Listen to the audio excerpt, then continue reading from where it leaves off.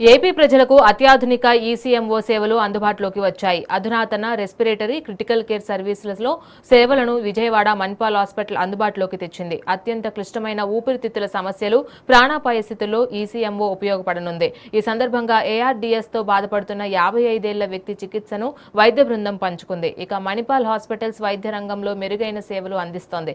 ప్రతి సంవత్సరం 80 లక్షలకు పైగా పేషెంట్స్ కి చికిత్స పొందుతున్నారు.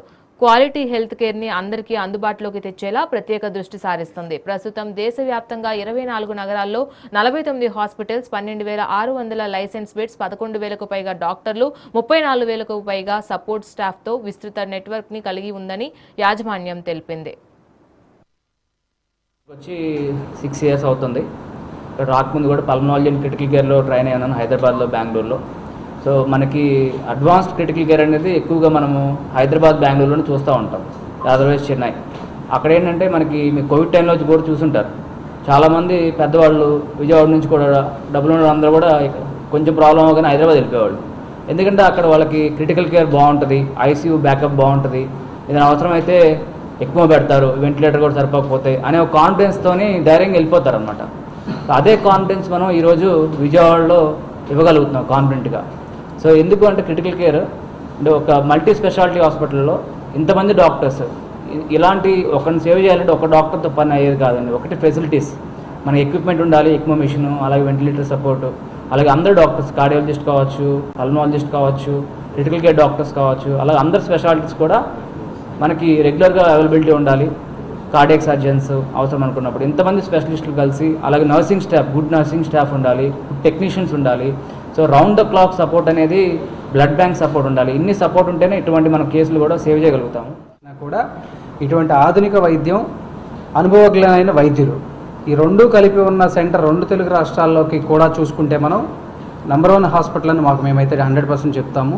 ఎందుకు అంటే హైదరాబాద్, బెంగళూరు, చెన్నైతో పోలిస్తే ఖర్చు చాలా తక్కువలో అయిపోతుంది. ఎట్ ద సేమ్ టైం అక్కడ మనకు ఒక ఏదైతే అక్కడ ఇంకా బెటర్గా ఉంటుందేమో, అక్కడ ఇంకా మంచిగా ఉంటుందేమో, ఇంకేదన్నా టెక్నాలజీ ఉందేమో అని అనుకుంటున్నాం.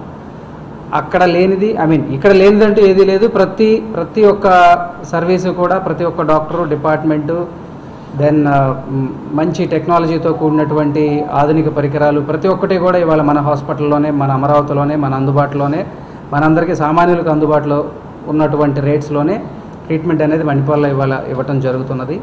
ఇలాంటి పేషెంట్స్ మనం గతంలో మొన్న మధ్య కలుసుకున్నాం. హార్ట్ ట్రాన్స్ప్లాంట్ సక్సెస్ఫుల్గా చేసాం, లివర్ ట్రాన్స్ప్లాంట్స్ అవుతున్నాయి.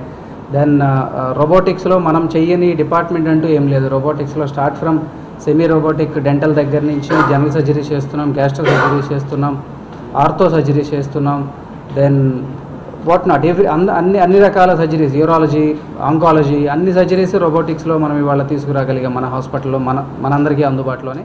100 రకాలుగా చెప్పేవాళ్ళండి.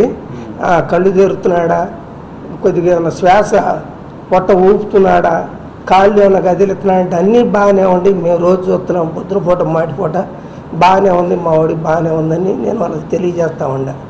వాళ్ళు లేని చాలా క్రియేటివ్ చేశారు, ఇబ్బందికరంగా కూడా పెట్టారు మమ్మల్ని. నాకైతే ఇక్కడ మన డాక్టర్ గారు, దినేష్ గారు కానీ, లోకేష్ గారు కానీ, ఉదయ్ గారు కానీ వాళ్ళు ఇచ్చిన ధైర్య స్ఫూర్తి, వాళ్ళు 30-40 అని 10 రోజులు గట్టిగానే చెప్పారు. అయితే నాకు ఆ 30-40 మీద బాగా నమ్మకం ఏర్పడింది కాబట్టి నేను ధైర్యంగా ఉన్నాను. వాళ్ళు చెప్పినవి చేయగలను.